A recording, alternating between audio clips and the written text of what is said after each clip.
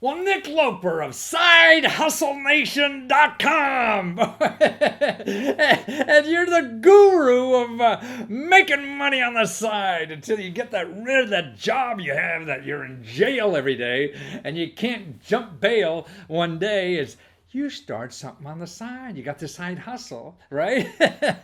You started on the side. Why watch shitty television when you can have a side hustle making money that eventually leads into a whole new career, right? That's what you did, right? You had a job with some big automobile company, and what happened?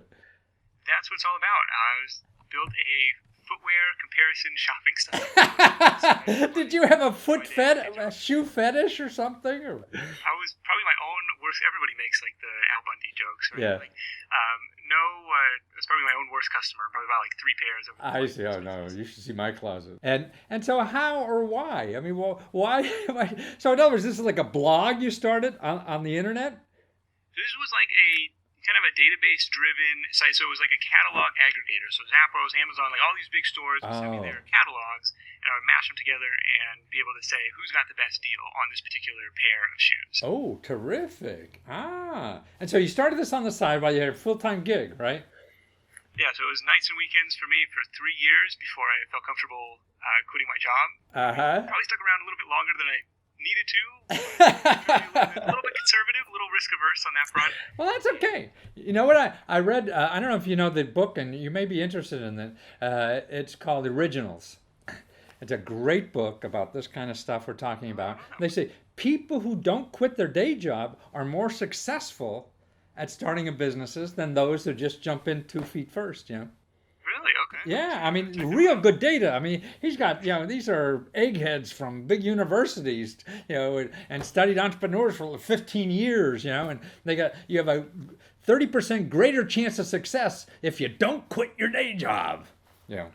I like that backs up my theory. I know, right? So you'll see a lot of good data in that book for Side Hustle Nation. That's what you need. So it took you 3 years, and then you had enough.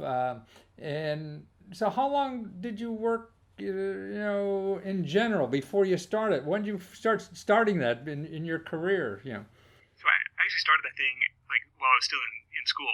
Oh, I see. Oh, cool. After, getting hired, moving across the country, it became pretty apparent, like it was kind of a scary thought to stick around there for the next 30 years. Like I got to figure out how to build a ladder, how to get out. And so had this little thing on the side, no website at that point, just like very like targeted advertising, trying to sell like individual pairs of shoes. Then wasn't very scalable, and so I figured the website was the way to scale it up. I see. So website was so after 3 years putzing around on the weekends, better than playing lousy golf on the weekends, right? Because that got you out of this lousy job. And that is sort of a whole new career that you just educate people about side hustles, how to make money. Like this one article I found from you, like 15 apps that people use to make money on the side, right? Yeah, so this is part of like the sharing economy, peer-to-peer economy, which if you think about, going back 200 years, that was the economy. Yeah, exactly. We've kind of gone to the point of like, well, now I've got to do business with a big corporation, where these apps are kind of like disintermediation, which are big words. And I don't even know what that means. So letting people do business with people. I see, right. So I'm using platforms like Prosper.com to lend money to people who need business and need money to start their own business, or do debt consolidation or whatever. Udemy.com lets me like teach courses to other people. There's a whole like we talked about Etsy, where it's like I can't knit anything, but you can sell stuff on Etsy, and there's just dozens of these that pop up all the time. I think Uber and Airbnb are probably the poster children for the peer-to-peer economy. But there's millions, I don't know millions, but tens of thousands maybe of these little websites, local and national and international, I would think now. And then if you throw in... Startup for everything. Right, crowdfunding. But I guess to me what it does, it does the marketing for you, is to me what these websites do, these platforms, because people are coming for help there and you're there, It's like, having your store in a mall or in a side alley somewhere, right? That's a great analogy. That's actually one of the common themes of the Side Hustle Show podcast is like taking advantage of these pre-existing marketplaces. They're Yeah, like, where can I put my exactly. online? Rather than shouting into the wind in that dark back alley. Exactly. Here's the marketplace. Somebody else has already gone through the trouble, raised the venture capital probably Absolutely. to build that two-sided marketplace, which is really difficult to do to get a critical mass of buyers and sellers. Absolutely. And it's like, hey, why not say I could sell something on here? Exactly. And they don't charge you anything to get a store in their mall. It's not too bad. Well, they'll take a cut of any sales. Yeah, but not to start. Sure, if you had sales, then they take a cut. But it's like starting to see if there's anything there. So it's not like to get in a real mall, you got to give some guy a couple $100,000 or something like that Right. to get in. No, and that's what I think it's so great, man. And so now it's easier than ever for people to side hustle and get rid of their day job eventually because of all these platforms. Yeah.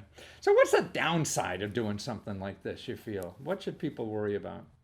Well, on the downside, I think there's a lot of implications where we have an insurance system that's tied primarily to employment. We have kind of you're not in full control of your destiny. We've seen like Uber, for example, has reduced their driver rates pretty consistently over the last couple of years, where it's like used to be, hey, you make $40 driving for Uber. Exactly. It's like, well, make $15 to go. And so, and they're, like we talked about, they're not dumb about it. They're kind of trying to find that equilibrium between supply and demand, and they still have plenty of drivers on the road. So they say, okay, we'll see how low we can go. But again, it's not. I mean, if you know the alternative, but that's in a normal business. You have that supply and demand too. I mean, the people who are out of work making pagers or whatever the heck it was. I mean, things change. But I think what your point was, it seems like the regulatory. If you have any power in the system, not as a normal employee. Yeah, if you're building your entire business on somebody else's platform, that's an inherently risky place to be. But so you're right. So now to me, but you go to many people I talk to from Etsy are also over on Amazon. They also on their own website. It could be everywhere. You have a store in 4 different malls. So absolutely. That's why I think kind of the smartest people doing this, like using these platforms as like a jumping off point. Yes. It's like I'm going to use this to kind of accelerate a launch pad to start my own thing. And to prove a market, because as you say about yelling out the window and nobody hearing, at least you have people there, you get a feedback. To me, crowdfunding is the same kind of way. At least it costs nothing to see if your idea is full of shit. And crowdfunding is a mystery. Like, I don't understand how some guys' potato salad can. I know, right. Other people legitimate business, and they poured their blood, sweat, and tears into just dies like it does. Well, if Bernie and Trump are the 2 headliners in the race, man, things are different. That's right. We'll have a good time this fall. Yeah. You can't guess or understand what's going on. You just have to observe it and use it or don't use it, it seems. Yeah. And this is where the new jobs are created. I mean, you say Airbnb and Uber. Man, I mean, like Airbnb's the same market value as like Hyatt hotels, but they only have 2,000 employees and Hyatt Hotel has 150,000. Big global footprint of real estate and overhead. Exactly, all that kind of stuff. But there's 1 million people making a buck off it. And it's really kind of cool. And we've stayed in a dozen Airbnbs as we travel. Yeah, I do too. Really cool experience. Oh, wonderful. For both parties. Absolutely. It's unused inventory and I'm making money, and on the other hand, I've got a more local experience when I travel. Absolutely. What I find too, we have an apartment downtown DC. We used it a lot. People are leaving it cleaner than we gave it to them. They're nervous about getting a bad review. Exactly, right. When I stay at Hyatt, I don't give a shit. Hyatt doesn't care if I do it either. They just want my money. Right. So it's really cool. No, I believe it. So your website is the place where they keep up on a lot of this stuff. And it's sidehustlenation.com. You're trying to teach other people how to do that, take control of their life from these other little gigs, whether it's, you want to be a bicycle messenger and only work. To me, the other thing about these things is, we're working for Uber or one of these other places with a platform, you work when you want to, And it's not, you're going to deliver pizza for the local pizza place. He wants you there 5 to 10 every bloody day. Yeah, you get some flexibility built into this stuff, which is really appealing. Yeah. If you don't want that structure of like I'm going to go clock in. Oh no, that's jail. Yeah, that's right. You're willing to put it up with it on your time, but on somebody else's time, then it feels it's hard. Right. Well, you're a delight. Thank you for sharing with us, Nick. Nice finding you, and you have a lot of books in the works that people are going to learn about and learn how to make money with. And it's at sidehustlenation.com. You go there, you have a blog, a podcast, stuff like that, and you can find out about your new books coming out there, right? Thank you so much, Matthew. All sorts of part-time business ideas, too. Wonderful. No, that's what I believe in. So thank you so much for being there, Nick. Take care.